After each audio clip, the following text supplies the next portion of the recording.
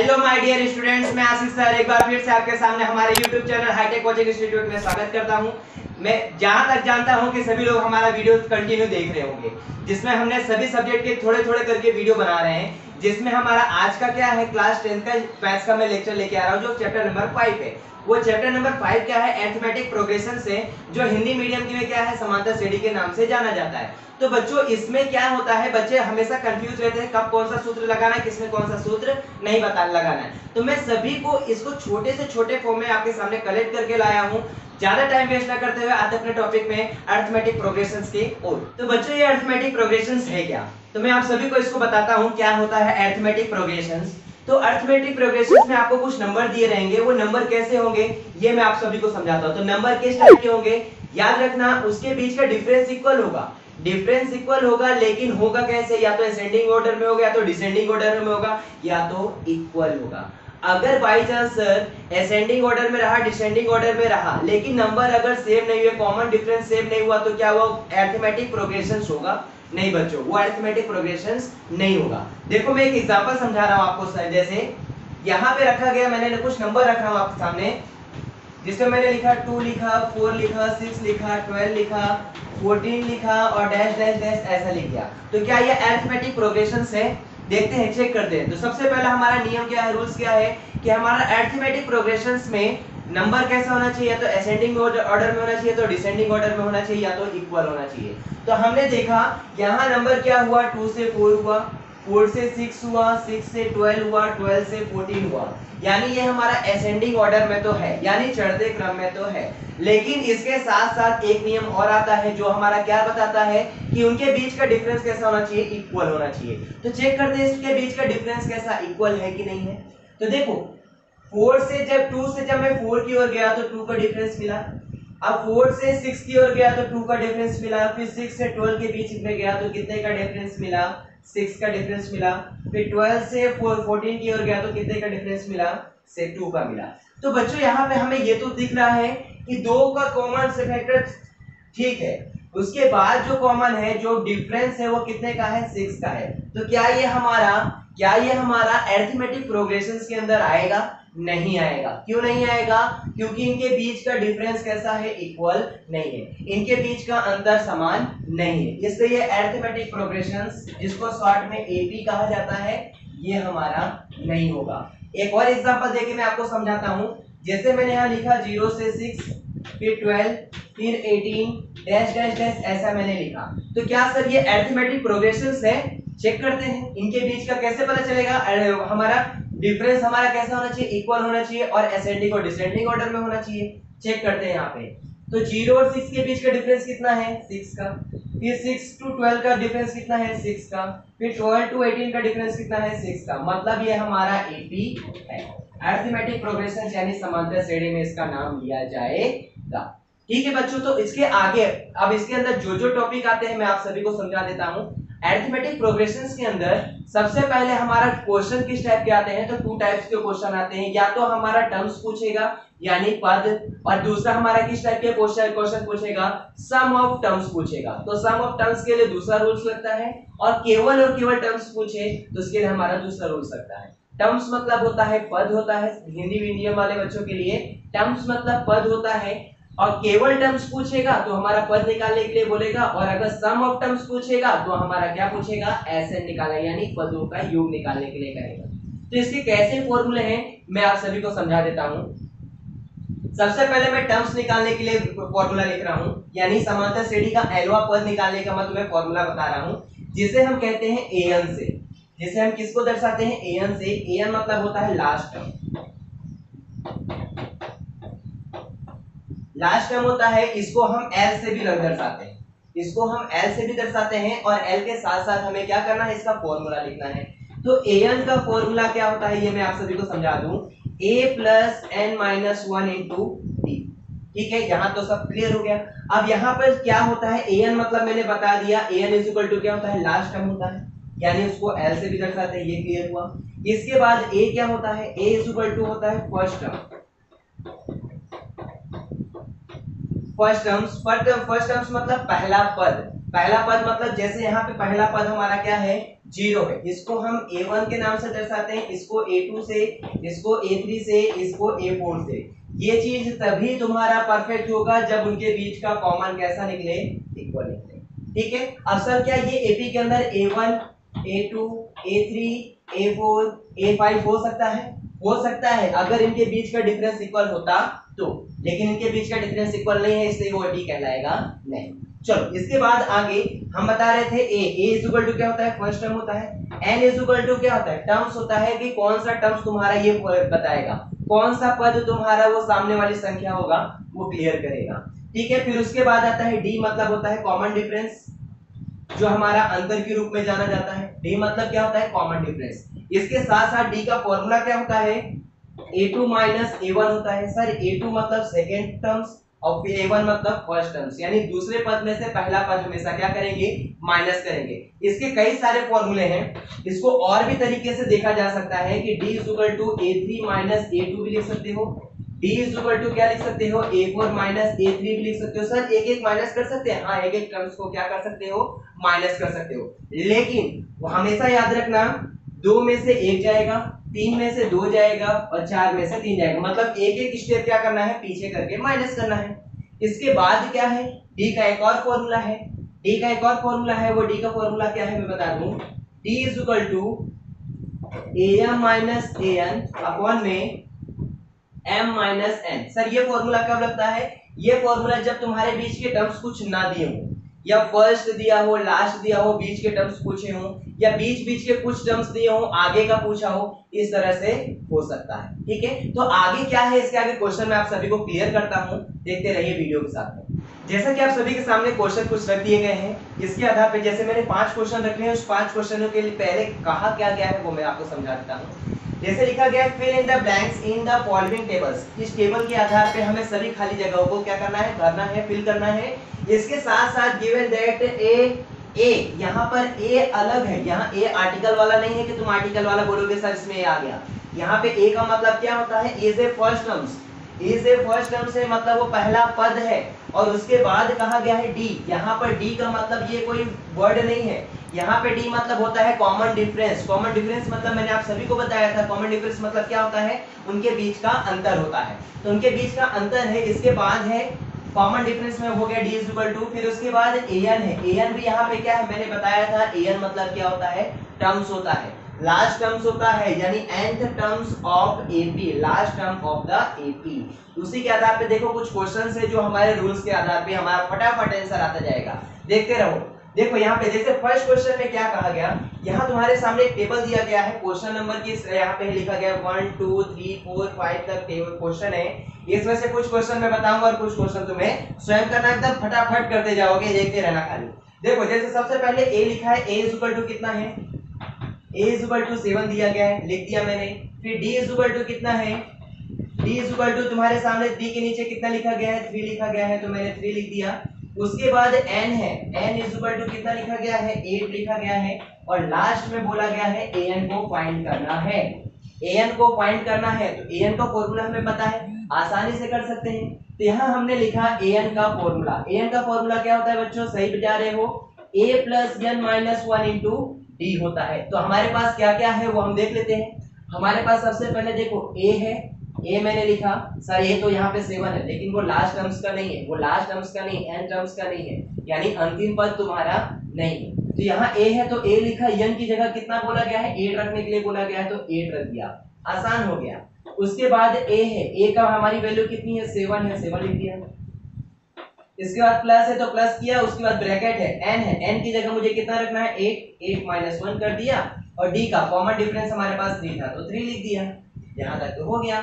7 लिखा प्लस 8 में से 1 जाएगा तो 7 बचेगा, 8 में से 1 जाएगा तो कितना बचेगा, 7 बचेगा। यहाँ पे इंटू 3 है तो इंटू 3 भी लिख दिया। चलो यहाँ तक भी क्लियर हो गया। अब यहाँ 7 लिखा प्लस 7 3 जा कितना हो गया, 21, 7 3 कितना हो गया, 21। यहाँ मैंने 21 लिखा, 21 प्लस 7 करेंगे तो कितना आ जाएगा, 28। यानी हमारा a8 इज इक्वल टू कितना आ गया, 28। मतलब इसका आंसर हमारा कितना आ गया, 28 आ गया। चलो यहाँ तक तो हो गया। फर्स्ट क्वेश्चन देखो कितना आसानी से सॉल्व हो गया। इसी के साथ साथ हम दूसरा क्वेश्चन भी फटाफट कर लेते हैं। सेकंड क्वेश्चन में क्या कहा गया, a इज इक्वल टू कितना बोला गया है, a is equal to minus 18 बोला गया है तो वो मैंने लिखा। फिर d इज इक्वल टू मुझे नहीं पता, कॉमन डिफरेंस हमें नहीं पता, वो फाइंड करना है। फिर उसके बाद n इज इक्वल टू 10 बोला गया है तो यहाँ मैंने n इज इक्वल टू 10 लिखा। फिर इसके बाद an इज इक्वल टू 0 बोला गया है तो an इज इक्वल टू मैंने 0 रख दिया। चलो यहाँ तक तो हो गया सभी का। यहाँ तक तो सर अब क्या करेंगे, सूत्र रखेंगे। हाँ सूत्र रखते हैं। तो रूल्स हमारा पता है कि रूल्स हमारा क्या कहता है, an बोलता है an इज इक्वल टू क्या होता है, a plus n minus 1 into b होता है। यहाँ पर an की a है तो a लिखा, n की जगह हमारे पास कितना है 10 है तो मैंने 10 लिख दिया। उसके बाद a है तो a की वैल्यू कितनी है माइनस 18 है, प्लस n माइनस 1 n है, n हमारे पास कितना है 10 है, 10 माइनस 1 कर दिया। कॉमन डिफरेंस नहीं पता है तो t की जगह d ही रह दिया। इसके बाद क्या करना है, जैसा जैसा प्रोसेस है an की, देखो यहाँ पे an की वैल्यू कितनी दी गई है, an की वैल्यू दी गई है 0 यानी a, तो a लिखा, n की जगह 10 रखना था तो 10 लिखा, इज इक्वल टू 0 रखना है। यहाँ पर मतलब हमें क्या करना है, an की जगह 18 रखना है, उसकी वैल्यू 0 है, मतलब 18, ये 18 है उसकी जगह मैंने 0 रख दिया। अब इसके आगे क्या, इसके आगे जैसा प्रोसेस करते थे, अब यहाँ इज इक्वल टू माइनस 18 कर दिया, प्लस 10 में से 1 गया 9 बचा, 9d आ गया। यहाँ तक तो हो गया। माइनस से इधर आएगा तो क्या हो जाएगा बच्चों, प्लस हो जाएगा। माइनस से इधर आएगा तो क्या हो जाएगा, प्लस हो जाएगा। तो यहाँ मैंने लिखा 0 प्लस 18 इज इक्वल टू क्या आ गया 9d। यहाँ तक तो हो गया। इसके बाद इसके नीचे कुछ नहीं, मतलब क्या है 1 है, तो ये 9 कहाँ जाएगा, नीचे आ जाएगा। तो यहाँ मैंने लिखा 18 by 9 is equal to d आ गया। 9 1 जा 9, 9 2 जा, यानी हमारा d इज इक्वल टू कितना आ गया 2 आ गया। चलो यहाँ तक तो सबका क्लियर हो गया। यहाँ की वैल्यू कितनी आ गई 2 आ गई। अब मैं आपको एक क्वेश्चन और बता देता हूँ इसी से रिलेटेड। देखो जैसे तीसरा नंबर क्वेश्चन में क्या कहा गया, थर्ड क्वेश्चन में कहा गया a इज इक्वल टू मुझे नहीं पता, a इज इक्वल टू मुझे फाइंड करना है, नहीं पता। फिर उसके बाद d इज इक्वल टू -3 है तो d इज इक्वल टू -3 लिख दिया। उसके बाद n इज इक्वल टू 18 है तो n इज इक्वल टू मैंने 18 रख दिया। और लास्ट में हमारा an की वैल्यू कितनी है -5 है, an की वैल्यू -5 है। चलो देखते हैं क्या आता है।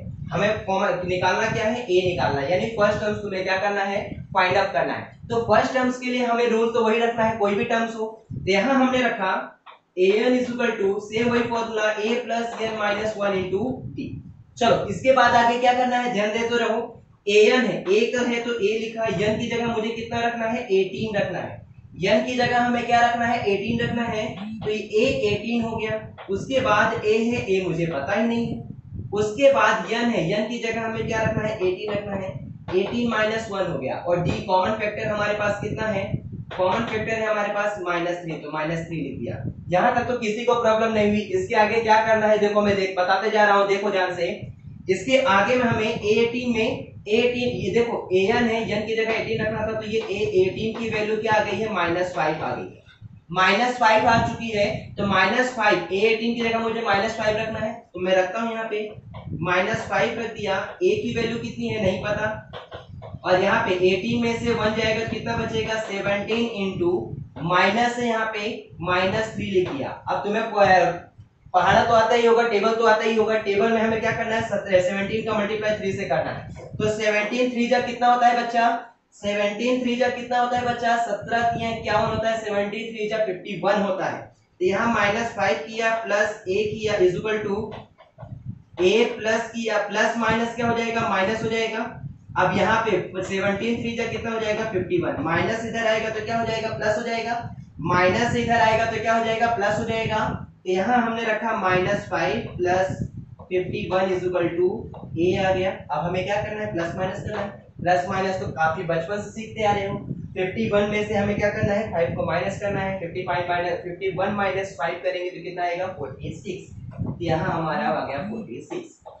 ठीक है, बड़ी संख्या प्लस में है, ग्रेटर नंबर कौन सा है प्लस में है, तो उसको हमें प्लस में ही लिखना पड़ेगा, यानी a इज इक्वल टू हमारा आ गया 46। तो यहाँ हमने a की जगह कितना रख दिया 46 रख दिया। बाकी के जो दो क्वेश्चन है वो तुम स्वयं प्रयास करना। उसके बाद के जो क्वेश्चन किस टाइप के क्वेश्चन एग्जाम में और पूछे जाते हैं मैं आपको इस वीडियो के साथ में कंटिन्यू करता रहता हूँ। देखते जाओ आगे। जैसे मैंने इन दो क्वेश्चन का सॉल्यूशन आपके सामने रख चुका हूँ, तो अभी इन तीनों में से किसी एक को मैं सॉल्यूशन रख देता हूँ, बाकी का दो तुम अपने से करने का ट्राई करना। नहीं आएगा तो कमेंट बॉक्स पे लिख देना कि नहीं आ रहा है, ठीक है, लेकिन आ जाएगा इस बात का मैं श्योर हूँ। तो मैं आपको कौन सा बता दूं, तीसरा बता दूं, चौथा बता दूं या पांचवा बता दूं, जो आप बोलो वैसा मैं बता देता हूं। तो मेरे ख्याल से तुम्हें ये वर्ड जो है, ये नंबर जो है थोड़ा अटपटा लग रहा है, तो इसी को क्लियर कर देते हैं। क्या दिक्कत है, कर देते हैं इसी को क्लियर, यानी थर्ड नंबर को हम कर देते हैं। थर्ड नंबर पे क्या लिखा गया है, देखो सबसे पहले 5 लिखा गया है, फिर उसके बाद बॉक्सेस है, 2 बॉक्स है तो 2 बॉक्स मैंने बना दिया, फिर उसके बाद 9 1/2 था, 9 1/2 कर दिया। अच्छा इसको मैं कुछ और भी लिख सकता हूँ, इसको मैं कुछ और भी लिख सकता हूँ, फ्रैक्शन रूप में रख सकता हूँ, फ्रैक्शन रूप में रख देते ज्यादा अच्छा हो जाएगा। 9 2 18, 18 + 1 कितना हो जाएगा 19/2, यानी इसकी जगह मैं इसको भी रख सकता हूँ। तो देखो अब ये तो मैंने रख दिया, अब तुम्हारे पास सबसे पहला काम क्या है, देखना है टर्म्स कौन कौन सा है। तो देखो सबसे पहले ये फर्स्ट टर्म्स, ये सेकंड टर्म्स, ये थर्ड टर्म्स और ये फोर्थ टर्म्स, ठीक है। अब इसमें से दिया कौन कौन सा है, तो तुम्हारे सामने A1 दिया गया है और कौन सा दिया गया है, A4 दिया गया है, ठीक है। अब A1 दिया गया है और A4 दिया गया है, तो सबसे पहले हमें ये देखना है कि m कौन सा होगा, n कौन सा होगा। तो वो तो क्लियर ही कर दिया था आपने सर कि ये हमारा फिक्स है am होगा और ये हमारा होगा an। तो डी का फिर टाइम क्यों वेस्ट कर रहे हो, फटाफट करते हैं ना, am माइनस an अपॉन में m - n। देखो आसानी से अब am की जगह क्या रखना है, a4 रखना है, माइनस an की जगह क्या रखना है, a1 रखना है। तो यहाँ m - n है तो m की जगह क्या है, 4 है, 4 - 1 कर दिया। इसके बाद जो वैल्यू है वो हमें रखना है, तो वैल्यू हमारे पास क्या है वो हम देख लेते हैं। वैल्यू A4 में मेरे पास 19/2 है, माइनस उसके बाद A1 में मेरे पास 5 है तो 5 लिखा, अपॉन में क्या रखना है, m - n था, 4 - 1 किया तो कितना आ गया, यहाँ तक तो हो गया। इसके बाद बच्चे कंफ्यूज हो जाते हैं सर कैसे करें, यहाँ अपॉन में है, यहाँ अपॉन में नहीं है, कोई बात नहीं, इसके अपॉन में कुछ नहीं, मतलब क्या है 1 है, और इन दोनों को अपॉन में इक्वल करने के लिए, क्योंकि एलसीएम हमारा कैसा होना चाहिए, इक्वल होना चाहिए, तो एलसीएम इक्वल होने के लिए हमें क्या करना पड़ेगा, 2 से मल्टीप्लाई करना पड़ेगा। तो 2 से मैं मल्टीप्लाई कर देता हूँ और आसान हो गया। यहाँ 19 है तो 19 लिखा, माइनस 5 2 कितना हो गया, 10 हो गया, अपॉन में कितना कर दिया 2 और अपॉन में कितना है 3। चलो यहाँ तक तो हो गया। अब 19 - 2 19 - 10 करूंगा तो कितना आएगा, 9 आएगा। तो यहाँ मैंने लिखा 9/2/3/1। सर ये 1 कहाँ से आया, क्योंकि देखो इसके अपॉन में ये है लेकिन इसके अपॉन में कुछ नहीं, तो कुछ नहीं मतलब क्या होता है, 1 होता है। तो फर्स्ट का मल्टीप्लाई किससे करेंगे, फोर्थ का, और सेकंड का मल्टीप्लाई किससे करेंगे, थर्ड से करेंगे। तो देखो फर्स्ट को 4 से करेंगे तो 9 × 1 करेंगे तो 9 ही आएगा, और यहाँ पे 2 × 3 करेंगे तो 2 × 3 कर दिया, 3 × 3 हो गया, 3 3 जा 9 हो गया, यानी हमारा कॉमन डिफरेंस कितना आ गया, 3/2 आ गया। यहाँ तक तो हो गया सर, ये भी हमारा फ्रैक्शन रूप में ही आ गया। अब इसके बाद हमें 2 फिल इन द ब्लैंक्स दिए थे सेकंड और थर्ड टर्म्स के लिए, सेकंड और थर्ड टर्म्स के लिए। तो सेकंड टर्म्स के लिए मैंने रूल्स बताया था कि a प्लस क्या हो जाएगा, d हो जाएगा, क्योंकि 2 में से एक जाएगा, कितना बचेगा, एक ही बचेगा। उसके बाद थर्ड टर्म्स भी था, तो a3 = क्या हो जाएगा, a + 2d हो जाएगा, क्योंकि 3 में से एक जाएगा तो कितना बचेगा, 2 बचेगा। इसके आगे देखो फटाफट करते जाते हैं। a की वैल्यू कितनी है, a की वैल्यू हमारे सामने कितनी दी गई थी, 5 दी गई थी, मैंने 5 लिखा, प्लस d है, d की वैल्यू कितनी आई है, 3/2 है, तो 3 क्या कर दिया 2 आ गया। सर इसके बाद इसको छोड़ दें, नहीं छोड़ना नहीं है, इसके नीचे कुछ नहीं, मतलब क्या है 1 है, इसका मल्टीप्लाई इसके साथ करेंगे, 5 2 10, 10 + 3 अपॉन में 2 = क्या आ गया, 13/2। ये हमारा a2 क्या वैल्यू आ गई 13/2। चलो यहाँ तक तो हो गया। ऐसे हमें बाजू वाला भी करना है, तो बाजू वाले के लिए a की वैल्यू कितनी है, 5 है, प्लस 2 है, 2 × d, d की वैल्यू कितनी है, 3/2 है, इसके नीचे कुछ नहीं, मतलब 1 कैंसिल कर दिया मैंने, क्योंकि ऊपर नीचे क्या हो जाता है, कट जाता है अगर मल्टीप्लाई का सिंबल रहे तो। यहाँ पे बचा क्या मेरे पास, 5 + 3 बचा, तो 5 + 3 कितना हो गया, 8। ये हमारा आ गया a3 की वैल्यू, और लास्ट में हमारा आंसर जो आएगा, पहला 5 था, सेकंड हमारा आ गया 13/2 आ गया, थर्ड में मेरे पास 8 आ गया, फोर्थ में मेरे पास क्या था, 19/2 था। तो ये हमारा डिब्बा था, डिब्बा को मैंने क्या कर दिया, फिल इन द ब्लॉक्स के साथ क्लियर कर दिया। तो यहाँ तक तो हमारा क्लियर हो गया। इसके बाद कैसे क्वेश्चन आते हैं सर, वो भी हमें बता दीजिए। तो देखते रहो वीडियो को, आगे देखो, मैं बता रहा हूँ इसके आगे क्वेश्चन कैसे बोर्ड में भी पूछे जाते हैं, चाहे एनसीईआरटी बोर्ड का हो, चाहे सीबीएसई बोर्ड का हो, चाहे गुजरात बोर्ड का। कोई भी यूनिवर्सिटी में अगर टर्म्स के, अगर हमारा अरिथमेटिक प्रोग्रेशन का चैप्टर है तो यही फॉर्मूला सभी में लगेंगे। ठीक है, देखते रहते हैं आगे क्वेश्चन क्या आता है। जैसे कि आप सभी के सामने मैंने कुछ क्वेश्चन रखे थे, उसी के आधार पे ही उसी सेम फॉर्मूले के टर्म्स के ही फॉर्मूले पे हमें क्या करना है, आगे के भी क्वेश्चन करते रहने। तो आगे के क्वेश्चन क्या है आप सभी के सामने है, बोला है विच टर्म्स मतलब होता है कौन सा पद, पद की बात किया, टर्म्स की बात किया, यानी हमारा ये an फाइंड करने के लिए बोल रहा है। an मतलब उसका n फाइंड करने के लिए कह रहा है। तो यहाँ पर कहा गया which terms of 80, वह कौन सा पद है जो 3, 8, 13 और 18 का is dash dash dash is 78, मतलब इसके कौन सा टर्म्स है इसके अंदर जो 78 आ रहा है, वह कौन सा पद है जो इस समांतर श्रेणी का 78वां पद है, कौन सा टर्म्स। जैसे मैं कहूँ 2, 4, 6, 8 डैश डैश डैश और यहाँ पे मैं लिख दिया 20, तो अब ये कौन सा, देखो 2, 4, 6, 8 हमें पता चला कौन सा पद हमारा 20वां होगा। तो 2 का पहाड़ा ऐसा पढ़ो कितना आना चाहिए, 20 आना चाहिए। तो 2 दहम 20 यानी 10वां टर्म्स होगा, यानी 8 n बराबर कितना हो जाएगा, 20 आ जाएगा। ठीक है, तो उसी तरह यहाँ पर भी हमें क्या करना है, निकालना है, चेक करना है, चेक कर सकते हैं, शायद हो सकता है 9वां भी टर्म्स हो। तो d इक्वल टू क्या होगा, a2 माइनस a1, ठीक है, a2 माइनस a1, तो a2 हमारे पास है 4 माइनस 2 किया, तो हमारे पास d इक्वल टू कितना आ गया, 2 आ गया। अब हमें देखना है कि ये 10वां है कि नहीं, तो a10 लिखा, a10 इक्वल टू क्या होगा, a प्लस 9d आ जाएगा। a की वैल्यू कितनी है, 2 है, तो 2 लिखा, प्लस 9 है तो 9 लिखा, इंटू 2 कर दिया, तो d की वैल्यू 2 है तो 2 लिखा, 9 2 से कितना हो गया, 18 प्लस 2 इक्वल टू कितना आ गया, 20, यानी हमारा a10 इक्वल टू कितना आ गया, 20। ऐसे ही तुम्हें सामने की भी क्वेश्चन में पूछा गया है, ऐसे ही तुम्हें सामने के क्वेश्चन में पूछा गया है कि विच टर्म्स मतलब वो कौन सा पद है। जैसे हमारा कौन सा पद 20 था, 10वां पद 20 था, उसी तरह यहाँ पर भी पूछा गया है कौन सा पद 78 है, तो वही हमें फाइंड अप करना है। तो फाइंड अप करते हैं, सबसे पहले डी रखेंगे। डी का रूल्स क्या होता है, a2 माइनस a1, a2 की वैल्यू कितनी है 8, 8 माइनस क्या करेंगे 3 इक्वल टू आ गया 5, यानी ये हमारा कॉमन डिफरेंस आ चुका है। सामान्य साध्य अंतर कहा जाता है इसको, एनसीईआरटी बोर्ड में, गुजरात बोर्ड में इसको अंतर कहा जाता है, सामान्य अंतर कहा जाता है। चलो इसके बाद आगे हमें an का फॉर्मूला रखना है। an इक्वल टू क्या है, ध्यान से समझना, an इक्वल टू क्या होगा, a plus n minus 1 into D. अब हमारे पास n तो है, लेकिन an का हमारे पास वैल्यू दी गया है 78, तो यहाँ मैंने 78 रख दिया। a की वैल्यू कितनी है, 3 है तो 3 लिख दिया, प्लस n की वैल्यू नहीं पता तो n माइनस 1 कर दिया, d की वैल्यू हमारे पास 5 आई है तो 5 लिख दिया। चलो यहाँ तक तो हो गया सर। इसके आगे जो प्लस माइनस करना करते हैं, ये प्लस इधर आएगा तो क्या हो जाएगा, माइनस हो जाएगा। तो यहाँ मैं लिखूंगा 78 माइनस 3 इक्वल टू क्या आ गया, n माइनस 1, और यहाँ 5 है तो 5 हो गया, आसान हो गया। अब 78 में से 3 घटाएंगे तो कितना होगा, 75 इक्वल टू n माइनस 1 और यहाँ इंटू 5 है, इसके नीचे कुछ नहीं मतलब क्या है 1 है, तो ये अपन में ला सकते हैं क्योंकि इसके भी नीचे कुछ नहीं मतलब क्या है 1 है।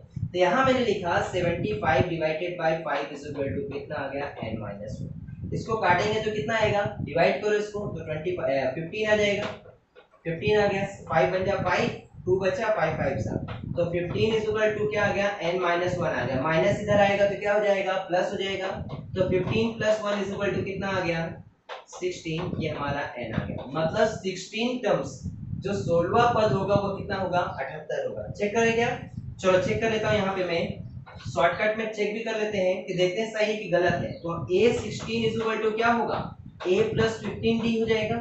a की वैल्यू हमारे पास कितनी है, 3 है, कहाँ गया 3, ये रहा 3, तो 3 लिखा, प्लस 15 इंटू डी की वैल्यू कितनी है 5 है, तो 5 लिखा, 15 5 से कितना हो गया 75, तो 3 प्लस 75 इक्वल टू कितना आ गया 78, 78 इक्वल टू क्या आ गया a16। देखो चेक भी कर लिया, हमारा आ भी गया। ठीक है, इसके आगे के क्वेश्चन में देखो क्या लिखा गया है, बोला गया है check whether -150 is the terms of ab।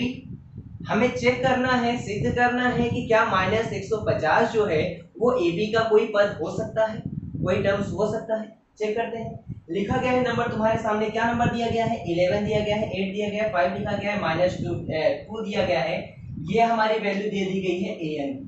ठीक है, कोई टर्म्स जैसे यहाँ पे भी हमने देखा था कौन सा टर्म्स 78 है, तो हमारा निकल गया 16। मतलब ये हमारा क्या है, पूरी तरह से अगर अगर डेसिमल में होगा तो हमारा n नहीं होगा। अगर n निकालना है तो हमारा पूरा का पूरा कैसा होना चाहिए, पूर्णांक में होना चाहिए।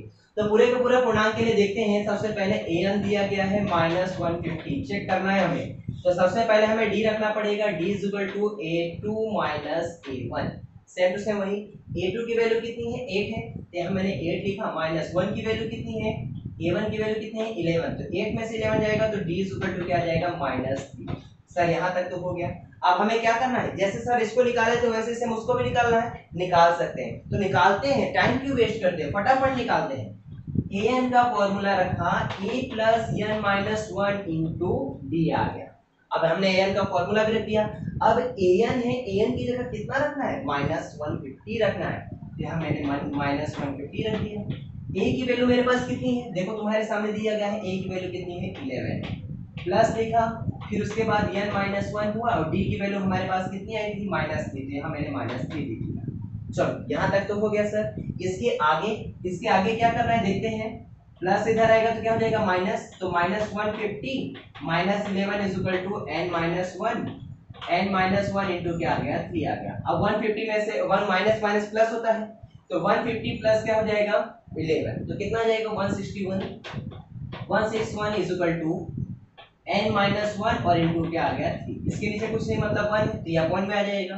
तो -161 अपॉन में कितना आ गया, 3 इक्वल टू क्या आ जाएगा, n - 1। अब इसको डिवाइड करते हैं, 161 डिवाइडेड बाय 3 करो तो 3 × 5 = 15 आ गया। 1 बचा, यहाँ पे 1 लिखा, 3 × 3 = 9 आ गया। कितना बचा, 2 बचा, पॉइंट लगाया, 0 बढ़ाया, 3 6 = 18 आ गया। ठीक है, 2 बचा, मतलब इस तरह से 6 बढ़ता जाएगा।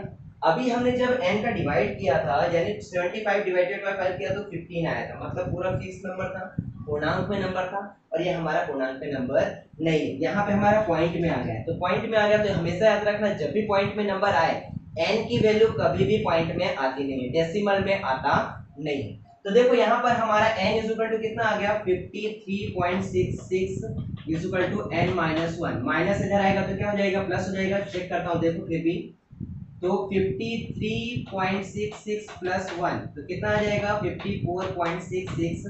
ये हमारा आ जाएगा n, जो कि पॉसिबल नहीं। हमेशा याद रखना, जब भी n की वैल्यू अगर पॉइंट में आ जाए तो हमेशा याद रखना वो हमारा n होता नहीं। n हमारा कैसा होना चाहिए, पूरी तरह से नंबर, मतलब पॉइंट में नहीं होगा तो ही वो हमारा क्या कहलाएगा, एपी के अंदर वो टर्म्स कहलाएगा। तो यहाँ पे हमारा जो कहा गया है, check whether -150 is the terms of AP, तो लिखोगे no, it is not true. ठीक है, तो इस तरह से क्वेश्चन हमारे सामने बोर्ड में आते हैं। और भी क्वेश्चन में आपके सामने सॉल्यूशन ला रहा हूँ, वो भी शॉर्टकट तरीकों से। जैसे कि ये सभी कितना हमारा शॉर्टकट था, कितना आसान था। जो हम हार्ड लेवल जा रहे थे वो हमारा कैसा हो गया, इजी लेवल हो गया। देखते रहते हैं आगे के क्वेश्चन में। ठीक है, आगे के क्वेश्चन में क्या कहा गया है, फाइंड द 31st टर्म्स, मतलब हमें क्या निकालना है, 31st टर्म्स, मतलब 31वां पद निकालना है। मतलब ये हमारा A31 की बात कर रहा है निकालने के लिए। आगे बोला गया है NAP whose, जिसका 11 टर्म्स इज 38। 11 टर्म्स मतलब 11वां पद। 11वां पद मतलब यहाँ लिख रहा हूँ, देखो ध्यान से, सॉल्यूशन के रूप में हमें A31 फाइंड अप करना है। A31 फाइंड अप करना है और हमें बोला गया है क्या क्या हमें इंफॉर्मेशन दिया गया है, 11th टर्म्स। 11 टर्म्स मतलब A11 की बात कर रहा है, जो कितना है, 38 है, तो मैंने लिख दिया। ठीक है, इसके बाद कहा गया है एंड द 16 टर्म्स इज 73। जैसे 11 टर्म्स का 38 है, उसी तरह 16 मतलब क्या आ जाएगा, A16 = कितना आ जाएगा, 73। चलो अब माइंड पे एक क्वेश्चन आया, सर इसमें फॉर्मूला कौन सा। तो बच्चों मैंने फॉर्मूला तुम्हें बताया था इसके आधार पे, यहाँ 11 है और यहाँ एक साइड कितना है, 16 है। हाँ, अब माइंड पे आ गया, सर ने डी वाला कोई फॉर्मूला बताया था, जिसमें डी का फॉर्मूला था am - an अपॉन में m - n। सही जा रहे हो, एकदम सही लाइन पकड़े हो। देखते जाओ आगे क्या होता है। अब सर इसमें am कौन सा होगा, ये ज्यादा वाला था तो ये am हो जाएगा, एक कम वाला था तो ये an हो गया। चलो करते हैं आगे। यहाँ पे am की जगह क्या रखना है, A16 रखना है, माइनस an की जगह क्या रखना है, A11 रखना है, अपॉन में क्या आ जाएगा, 16 - 11 आ जाएगा। हो गया। A16 की वैल्यू कितनी है, 73 है, 73 लिख दिया, माइनस A11 की वैल्यू कितनी है, 38 है, 38 रख दिया, अपॉन में क्या रख दिया, 16 में से 11 जाएगा, कितना बचेगा 5। चलो यहाँ तक तो हो गया। इसके बाद माइनस करना है, से 3 में से तो 8 नहीं जाएगा, 3 में से तो 8 नहीं जाएगा, इसने कैरी दिया तो कैरी दिए तो 13 हुआ, 13 में से 8 जाएगा तो कितना बचेगा 5। चलो ये तो हो गया। इसके बाद इसने क्वेरी दिया तो इसके पास 6 बचा, 6 में से 3 जाएगा तो कितना बचेगा 3 बचेगा, अपॉन में 5 है तो काटो इसको, 5 बन जा 5, 5 7 जाए, यानी d इज इक्वल टू कितना आ गया 5 7 आ गया, सॉरी यहाँ 7 आ गया। चलो इसके बाद अब हमें d निकल गया, अब हमें निकालना क्या है, a भी फाइंड अप कर लेते हैं। तो किसी भी एक में रख दो, चाहे a11 में रख दो चाहे a16 में रख दो, तुम्हारा आंसर सेम आएगा। तो मैं रखता हूँ a11 की ओर, a11 इज इक्वल टू क्या होगा, a प्लस 1 माइनस करेंगे तो क्या हो जाएगा 10 हो जाएगा, 11 में से 1 गया तो 10d हो गया। चलो यहाँ तक तो हो गया, लेकिन सर फॉर्मूला लिखना पड़ेगा। हाँ फॉर्मूला लिखना पड़ेगा n का, क्योंकि फॉर्मूले के भी मार्क्स मिलते हैं, a plus n minus 1 into D. अगर ये नहीं लिखोगे तो तुम्हारा 1/2 मार्क्स काट लिया जाएगा, हाफ मार्क्स कट ही जाएगा, याद रखना रूल्स के। अब यहाँ पे a11 है, a11 की जगह कितना रखना है 38, तो मैंने 38 रख दिया। a की वैल्यू नहीं पता, 10 इंटू डी की वैल्यू कितनी आई है 7, तो मैंने 7 लिखा। अब 10 से 1 कितना होता है 70 होता है, तो 38 is equal to a plus 70 आ गया। प्लस इधर आएगा तो क्या हो जाएगा माइनस हो जाएगा, प्लस इधर आएगा तो क्या हो जाएगा माइनस हो जाएगा, तो यहाँ 38 माइनस 70 कर दिया इज इक्वल टू a लिखा। अब 70 में से 38 जाएगा तो कितना बचेगा बच्चों 40, 40 में से 70 गया कितना बचेगा 30, 30 और 2 32, यानी माइनस 32 इज इक्वल टू क्या आ गया 2। सर ये कैसे बताया आपने बच्चों, में याद रखना राउंड फिगर में प्लस माइनस करता हूँ, जो बड़ी बड़ी नंबर रहते हैं उसको राउंड फिगर करके प्लस माइनस कर सकते हो, आसानी से हो जाता है। लेकिन अब इसके बाद हमें पूछा क्या गया, मेन क्वेश्चन तो हमारा अभी a और d निकला है, हमारा मेन क्वेश्चन तो अभी भी नहीं आया, जो कि हमें क्या निकालना है a31 निकालना है। तो यहाँ मैंने लिखा a31 इज इक्वल टू क्या होगा a प्लस 30d हो जाएगा, a प्लस क्या आ जाएगा 30d हो जाएगा। सर इतना सोच क्या रहते, क्या मैं सोच रहा था कि फॉर्मूला लिखूं कि नहीं लिखूं, तो लिख देता हूँ an is equal to a plus n minus 1 into D, यही मैं सोच रहा था। तो मैंने लिख दिया यहाँ पे a की वैल्यू कितनी है, a की वैल्यू हमारी आई है माइनस 32, तो माइनस 32 लिख दिया, प्लस 30 है तो 30 लिख दिया, इंटू d है, d की वैल्यू कितनी आई है 7, तो यहाँ मैंने 7 कर दिया। चलो अब यहाँ 7 3 जा कितना हो जाएगा 210, 210 हुआ, प्लस माइनस 32 है, तो प्लस माइनस क्या होता है बच्चों माइनस होता है, तो यहाँ 10 में से 0 में से तो 2 नहीं जाएगा, एक कैरी दिए 10, 10 में से 2 गया कितना बचा 8 हो गया। उसके बाद यहाँ 0 बचा, इसने कैरी दिया 10 हुआ, 10 में से 3 जाएगा तो कितना बचेगा 7, और यहाँ 1 है तो 1, ये हमारा आ गया a31। चलो यहाँ तक तो हो गया, हमारा सॉल्यूशन भी आ गया। हमारा जो पूछा था a31 पूछा था, तो a31 निकाला कितना आ गया हमारा 178। ये तुम्हारे बोर्ड में 2 मार्क्स के क्वेश्चन पूछे जाते हैं। चलो इसके बाद आगे बोला गया है the 17 terms of an AP exceeds its 110 terms by 7। अब यहाँ पे ये कैसा क्वेश्चन आ गया, ये कैसा क्वेश्चन आ गया, यहाँ पे तो कुछ दो ही इंफॉर्मेशन दिया गया है, बोला गया है find the common factor, common difference पूछा है। तो देखो यहाँ पे कॉमन डिफरेंस जो पूछा है, क्वेश्चन को पढ़ोगे तो आसानी से समझ में आएगा। सबसे पहले हम इसको जानते हैं कि क्वेश्चन में है क्या। बोला गया है the 17 terms of an AP exceeds, exceeds मतलब बढ़ता है, एक्सीड्स मतलब क्या होता है बढ़ता है। तो यहाँ पे बोला गया 17 टर्म्स, तो मैं देखो यहाँ पे सॉल्यूशन में लिख रहा हूँ a17 लिख दिया मैंने। अब वो एक्सीड्स हो रहा है कौन से टर्म से 10 टर्म्स से, तो यहाँ मैंने इज इक्वल टू 10 टर्म्स भी लिख दिया, और कितना एक्सीड्स हो रहा है 7, तो प्लस मैंने 7 लिख दिया। सर इसके आधार पे कैसे निकालेंगे, तो इसके आधार पे कैसे निकालेंगे देखते हैं। ये प्लस इधर आएगा तो क्या हो जाएगा माइनस हो जाएगा, प्लस होगा तो इधर होगा तो माइनस हो गया, तो a17 माइनस a10 आ गया इज इक्वल टू क्या आ गया 7। चलो ये तो हो गया। सर ये कैसे निकालेंगे, इसको कैसे निकालेंगे यही मैं समझा रहा हूं आपको। अब ये देखो a17 माइनस a10, अरे हाँ सर d का हमने फॉर्मूला रखा था, उसके आधार पे भी हम लिख सकते हैं। तो d is equal to am minus an upon में m माइनस n। सर यही सर था ना, हाँ यही है। अब देखो d की जगह 17 भी आ गया, m की जगह, और n की जगह क्या आ गया 10 आ गया। मतलब इसकी जगह मैं ऐसा लिख सकता हूँ a17 माइनस a10 अपॉन में 17 माइनस 10, ये हो गया। इसके बाद a17 माइनस 10 की वैल्यू कितनी है 7 है, यहाँ मैं लिख रहा हूँ 7 अपॉन में 10 में से 17 में से 10 जाएगा तो कितना बचेगा 7। तो d इज इक्वल टू क्या आ गया 7 7 कैंसिल हो गया यानी 1 आ गया, यानी कॉमन डिफरेंस कितना आ जाएगा उसका हमारा आ जाएगा 1। ठीक है, यहाँ तक तो क्लियर हो गया। इसके बाद लास्ट एक क्वेश्चन दिया गया है, देखो क्या लिखा गया है, determine the AP whose third terms is 16। मतलब हमारा तीसरा टर्म्स जो है वो 16 दिया गया है, तो A3 इज इक्वल टू 16 दे चुका है। ठीक है, आगे क्या बोला गया है देखो and the 7 terms exceeds the 5th terms by 12। अरे ये तो इसी के जैसा दिख रहा है, अब सीधा सीधा हमें रख देना है। बोला गया है 7 टर्म्स मतलब A7 लिख दिया मैंने, उसके बाद आगे क्या बोला गया है बाय 7 बोला गया है, किससे A5 से, तो 5th टर्म से वो कितना अधिक है 12 अधिक है, मैंने रख दिया। देखो फिर से एक बार क्वेश्चन बता रहा हूं, determine the AP whose third terms is 16 and the 7 terms is exceeds the 5th terms by 7 12। अब यहाँ पे सातवां जो टर्म्स है वो पांचवें टर्म से कितना अधिक है 12 अधिक है, तो मैंने रख दिया उसके आधार पे।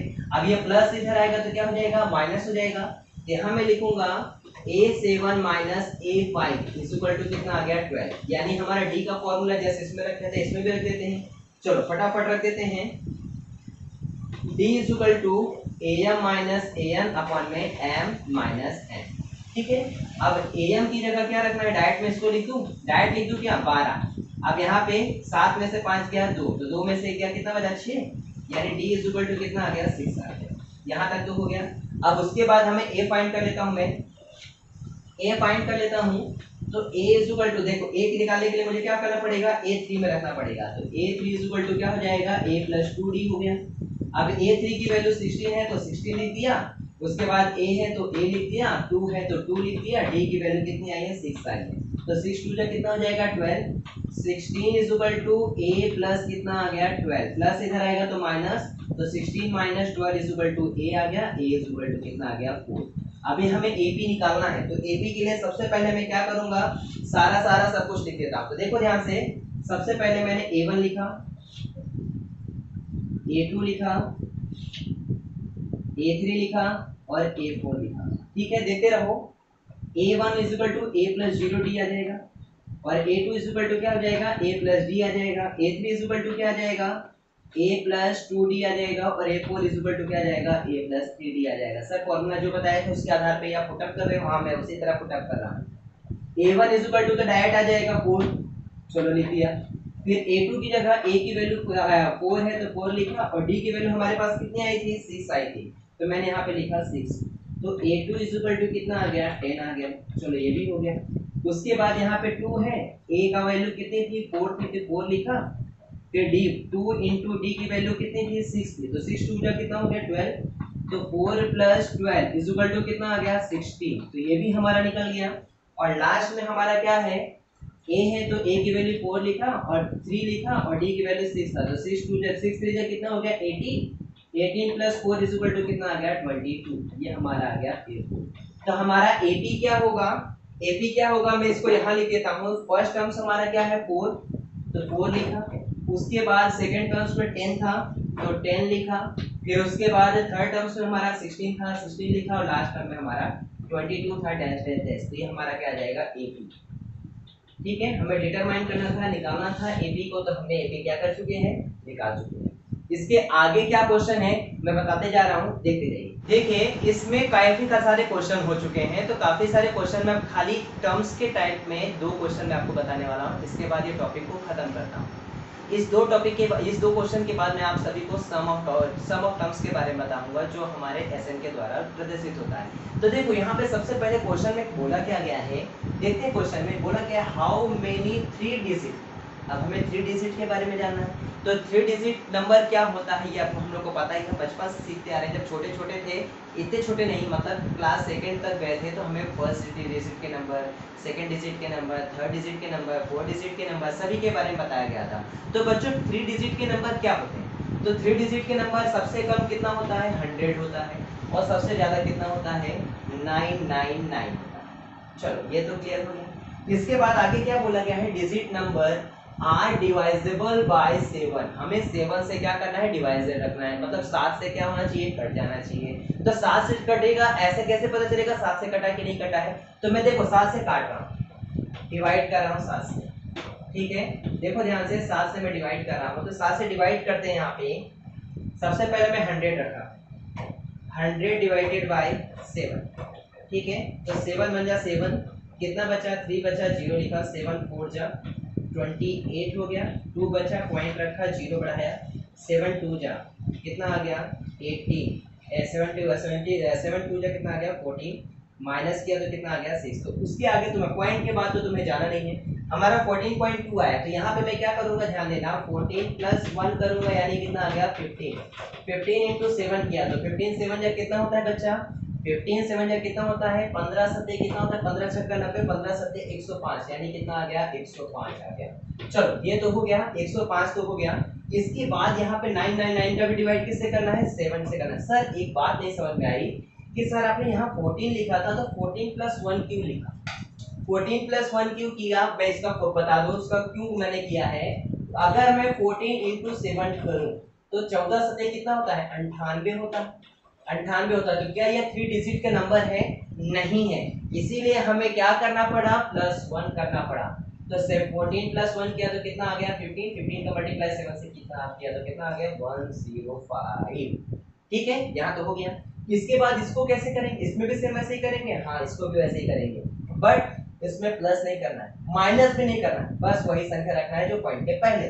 तो करते हैं डिवाइड, 999 डिवाइडेड बाय 7 करो, तो यहाँ पे क्या हो जाएगा, 7 बन जा 7, 9 में से 7 जाएगा कितना बचेगा 2, यहाँ पे कितना बचा 9 लिखा, 9 4 7 4 जा 28 आ गया, 1 बचा और 9 लिखा, और यहाँ पे आ गया 2 जा 14 हो गया, यहाँ बचा 5, यहाँ पॉइंट लगाया, 0 बढ़ाया, 7 7 जा, मतलब पॉइंट के बाद पहले कितना है 142, तो यहाँ मैंने 142 × 7 करेंगे तो कितना आएगा, 7 2 जा 8 4 7 2 जा कितना हो गया 4 7 2 जा कितना हो गया 14, 14 का 4 कैरी कितना आ गया 1।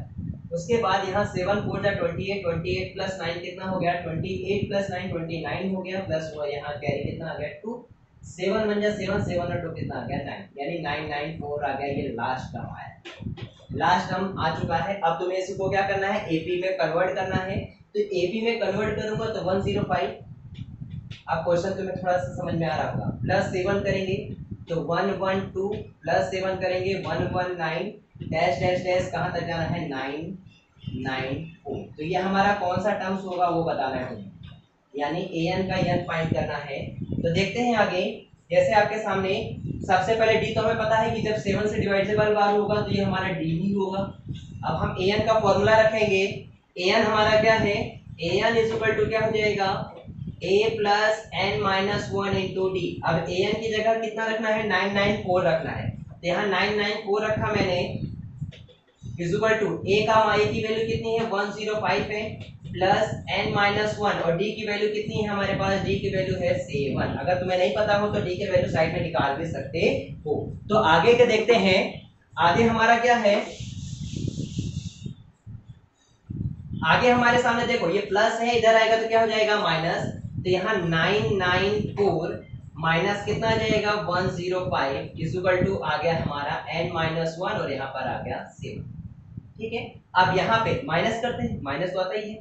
अब यहाँ 4 में से 5 नहीं जाएगा, इसने कैरी दिया, 14 में से 5 जाएगा तो कितना बचेगा 9, यहाँ 8 बचा, 8 में से 0 जाएगा तो 8 ही बचेगा, 9 में से 1 जाएगा तो 8 बचेगा, इक्वल टू यहाँ पे n - 1 हुआ और इंटू 7 है, इसके नीचे कुछ नहीं, मतलब क्या है 1 है, अपॉन में रख देते हैं, तो 889 अपॉन में कितना आ गया 7, इक्वल टू क्या आ गया n - 1, यहाँ तक हो गया। उसके बाद इसको डिवाइड भी कर सकते हैं, डिवाइड करते हैं, 7 बन जा 7, 7 बन जा 1 बचा, 7 2 जा 18 4 बचा, अब यहाँ 7 9 जा आ गया, कितना आ गया 129 इक्वल टू n - 1 हुआ, माइनस इधर आएगा तो क्या हो जाएगा प्लस, तो n इक्वल टू आ गया 129 प्लस 1, तो यहाँ पर आ जाएगा n इक्वल टू 130। तो यहाँ तक तो हो गया बच्चों, यानी हमें ये तो पता चल गया कि एक इसमें टोटल 3 डिजिट के नंबर में टोटल कितने 3 डिजिट के जो 7 से डिवाइड हो सकते हैं, तो कितने हो सकते हैं, यहाँ पर हम लिख सकते हैं कितना 130 ऐड हो सकते हैं। यानी 130 टर्म्स हो सकते हैं जो 7 से क्या हो सकते हैं डिवाइड कर। देखो आगे के क्वेश्चन में आपके सामने क्या है, बोला गया है find the 20 terms from the last terms of AP. मतलब यहाँ बोला गया है 20 टर्म्स निकालना है, लेकिन कैसा होना चाहिए, लास्ट से होना चाहिए। तो लास्ट से निकालना है और हमारे सामने एपी दिया गया है क्या, 3 8 30 डैश डैश डैश 253। इसको टू टाइप से कर सकते हैं, दो तरीके से कर सकते हैं, एक डायरेक्ट मेथड होता है और एक लंबा मेथड होता है। अगर ये क्वेश्चन 3 मार्क्स के लिए पूछा गया तो बड़ा करोगे, अगर 2 मार्क्स के लिए पूछा गया तो छोटा करोगे। तो सर छोटा कैसे करेंगे, छोटा वाला मैं बता देता हूँ। सबसे पहले 20 टर्म्स बोला है तो 20 टर्म्स निकाल देते हैं। तो सबसे पहले मैं d निकालूंगा, d इक्वल टू क्या होगा, a2 माइनस a1। चलो निकाल देते हैं a2 माइनस a1। तो a2 में मेरे पास क्या है, 8 है, 8 माइनस क्या करूंगा, 3 करूंगा। तो 8 में से 3 जाएगा तो कितना बचेगा, 5 बचेगा। ये हमारा आ गया d, आसान हो गया। इसके बाद आगे हमें निकालने के लिए बोला है 20 टर्म्स, तो मैं निकालूंगा a20 इज इक्वल टू क्या होगा, a प्लस 19d। लेकिन इसके पहले फॉर्मूला लिख दो, an is equal to a plus n minus 1 into d, नहीं तो हाफ मार्क्स कट जाएंगे। चलो उसके बाद a20 का निकालना है, a20 लिख दिया, a की वैल्यू 3 है तो 3 लिख दिया, 19 इंटू डी की वैल्यू कितनी है, 5 आ गई। चलो 9 5 से कितना होता है, 19 बचे कितना होता है, 95। 95 plus 3 a20 is equal to कितना आ गया, 98। चलो यहाँ तक तो आई होप सबको समझ में आ गया होगा। इसके बाद हमें क्या करना है, अंतिम से 20वां पद। तो अंतिम से 20वां पद कितना, पहले 20वां पद हमारा कितना आ गया, 98 आ गया है। अब मैं इसमें या तो माइनस कर दूं या फिर दूसरा फॉर्मूला रख देता हूं। पहले माइनस करके बता देता हूं, दोनों को मैं चेक भी करवा दूंगा। देखो अंतिम से 20वां पद पूछा है तो अंतिम से 20वां पद क्या होगा, लास्ट टर्म हमारे पास है, लास्ट टर्म है, उसमें से b20 टर्म्स को हम क्या करेंगे, माइनस कर देंगे और प्लस 1 प्लस फर्स्ट a1 को प्लस कर देंगे। ठीक है सर, ऐसा क्यों किए, सर इसलिए किए क्योंकि अगर मैं कहूँ मेरा पूरे क्लास में 90 बच्चे हैं, 90 में से मेरा 5वां रैंक है, तो 5वां रैंक मेरा खुद का है, तो यहाँ पे उसी तरह 20वें रैंक को लेना है, इसलिए मैंने a1 को क्या किया है, प्लस किया है। तो यहाँ पे लास्ट टर्म हमारे पास कौन सा है, 253 है, माइनस 20 टर्म्स कितना आया है, 98 आया है, और फर्स्ट टर्म्स हमारे पास क्या है, 3 है, तो मैंने प्लस 3 कर दिया।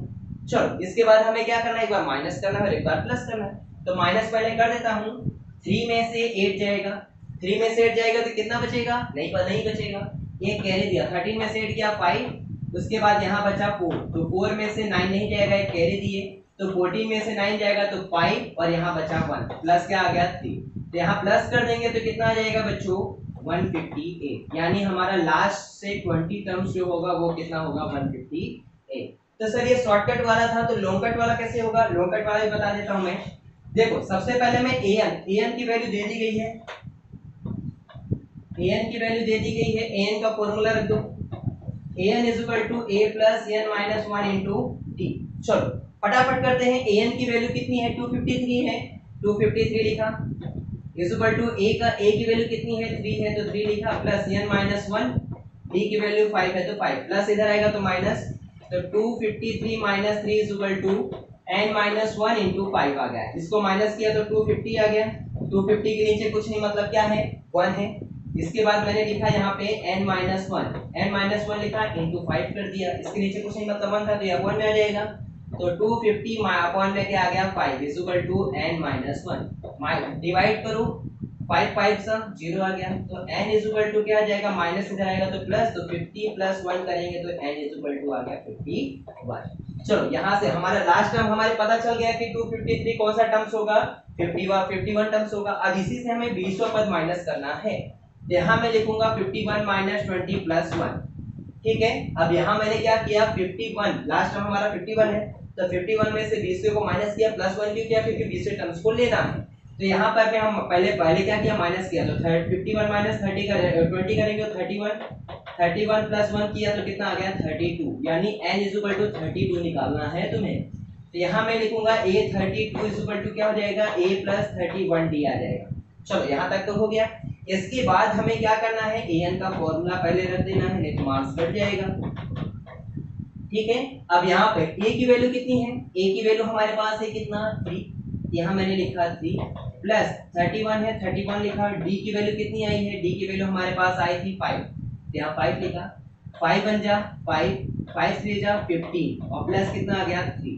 यहाँ प्लस मैंने किया तो कितना आ गया 158 इक्वल टू क्या आ गया 830। ठीक है, अब यहाँ पे देखो ये आंसर और ये आंसर क्या कुछ अलग है? नहीं अलग है। ठीक है, तो यहाँ तक हमारा क्या हो गया सॉल्यूशन हो चुका है, यहाँ हमारा पूरा का आंसर आ चुका है। ये लॉन्ग मेथड था, ये शॉर्ट मेथड। इसके बाद का क्वेश्चन क्या है देखते हैं। लिखा गया है Subba Rao started work in 1995 at an annual salary ₹5000। जब उसने स्टार्टिंग सैलरी किया था, स्टार्टिंग सैलरी उसने जब किया था, स्टार्टिंग मतलब पहली बार जब उसने जॉब किया तो उसके पहले साल की इनकम कितनी हुई 5000 की। मतलब हमें A1 इक्वल टू कितना दे दिया है 5000 दे दिया गया है।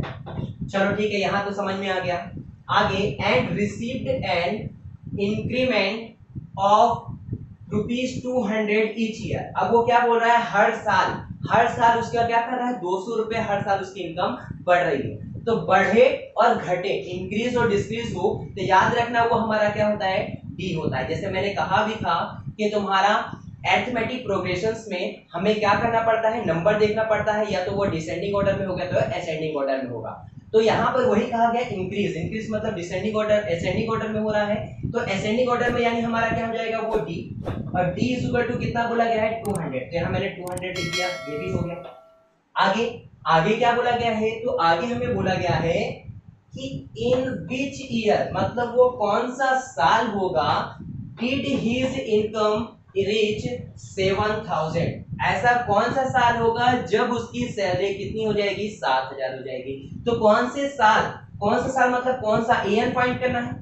एन इक्वल टू कितना दिया गया है 7000 दिया गया है। इसमें एन हमें क्या करना है फाइंड करना है। तो एन हमें फाइंड करना है तो हम फॉर्मूला रखेंगे एन का, an equal to a plus n minus 1 into d. चलो हो गया, an की वैल्यू कितनी है 7000 है, तो 7000 हुआ इक्वल टू a की वैल्यू कितनी है, a हमारे पास है कितना 5000 प्लस n माइनस 1 और d की वैल्यू कितनी आ गई 200। देखो यहाँ तक तो हो गया हमारा। इसके बाद प्लस इधर आएगा तो क्या हो जाएगा माइनस, तो 7000 minus 5000 equal to n minus 1 into 200। देखो अब 7 में से 5 जाएगा तो 2000 बचेगा, 2000 equal to n minus 1 into कितना आ गया 200 आ गया। अब 200 इसके नीचे कुछ नहीं मतलब 1 है, तो ये कहाँ आएगा नीचे आएगा। तो 2000 अपॉन में 200 इक्वल टू n माइनस 1। तो 0 से 0 0 से 0 2 से 2 कट गया, कितना आ गया 10। n माइनस 1 इक्वल टू 10 आया है, माइनस बाहर जाएगा तो plus, n equal to 10 plus 1, n equal to कितना आ गया 11। मतलब उसका 11वें साल 11th ईयर में उसका कितना सैलरी हो जाएगा 7000। तो यहाँ तक हमारा हुआ टर्म्स के सारे क्वेश्चन। इस तरह से हम क्या करने हैं सम ऑफ हमारे टर्म्स पे निकालना है, लेकिन वो आज के लेक्चर में नहीं होगा। नेक्स्ट वीडियो में हम आपको सभी को सम ऑफ टर्म्स के बारे में बताएंगे जो एसएन के द्वारा प्रदर्शित होता है। इसके जितने भी क्वेश्चन होंगे, जितने भी रूल्स होंगे, मैं आने वाले वीडियो में आप सभी को शेयर करूंगा।